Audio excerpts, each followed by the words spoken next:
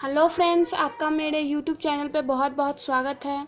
आज हम लोग क्लास 7 के मैथ्स टॉपिक सिंपल इंटरेस्ट के बारे में पढ़ने जा रहे हैं।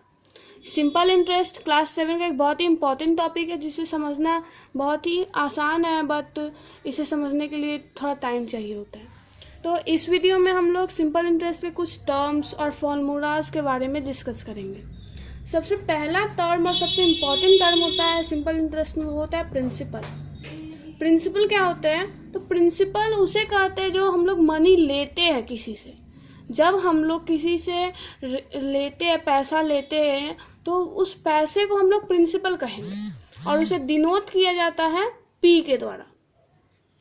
अब प्रिंसिपल तो हम लोग ले लिए, पर हम लोग को उसके अलावा भी कुछ एडिशनल मनी उसे पे करना होता है और उस एडिशनल मनी को हम लोग इंटरेस्ट कहते हैं, जिसे कि SI के द्वारा डिनोट किया जाता है। तीसरा टर्म हो गया rate. And what is the rate? Rate is a percent, वो परसेंट, जितना परसेंट इंटरेस्ट दिया जाता है हर साल, ईयर पर एन्यूम, हर साल जितना इंटरेस्ट दिया जाता है परसेंट के मुताबिक, उसे हम लोग रेट कहते हैं। और रेट को हम लोग R के द्वारा डिनोट करते हैं। हम लोग का फोर्थ टर्म है टाइम। टाइम का मतलब तो आप लोग समझ ही गए होंगे कि समय। अब समय क्या?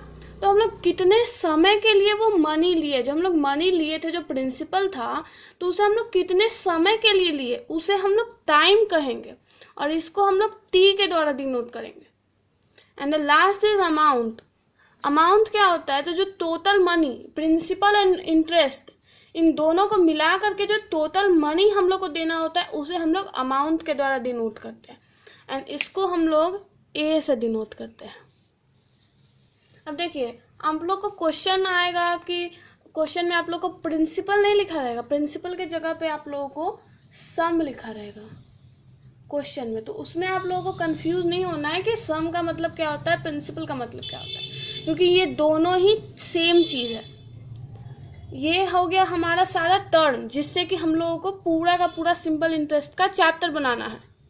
इसके नीचे अगर हम लोग आए तो कुछ हम लोग को फॉर्मूला याद करने होंगे, क्योंकि पूरे एक्सरसाइज 4 बेसिक फॉर्मूले, 4 बेसिक फॉर्मूलाज पर ये हमारा पूरा चैप्टर टिका हुआ है, जिसे कि हम लोग को याद करना होगा। हमारा फर्स्ट है सिंपल इंटरेस्ट, SI।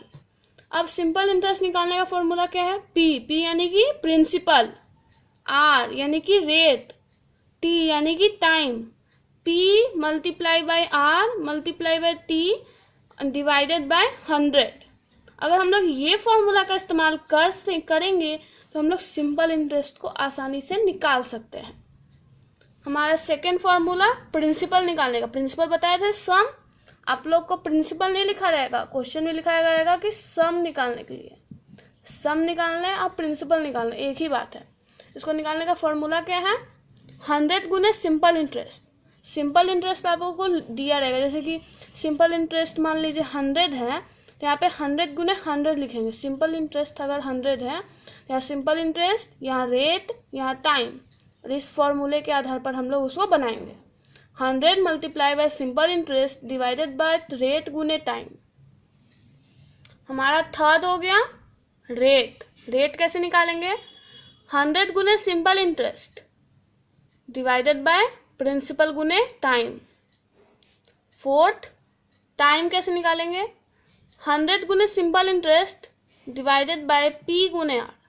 अगर आप लोग इन चारों, ये और ये, अगर इन चारों फॉर्मूलाज का आप लोग याद कर लेंगे तो आप लोग का पूरा सिंपल इंटरेस्ट का चैप्टर बन जाएगा। अगर आप लोग चाहे तो इसका एक स्क्रीनशॉट भी ले सकते हैं।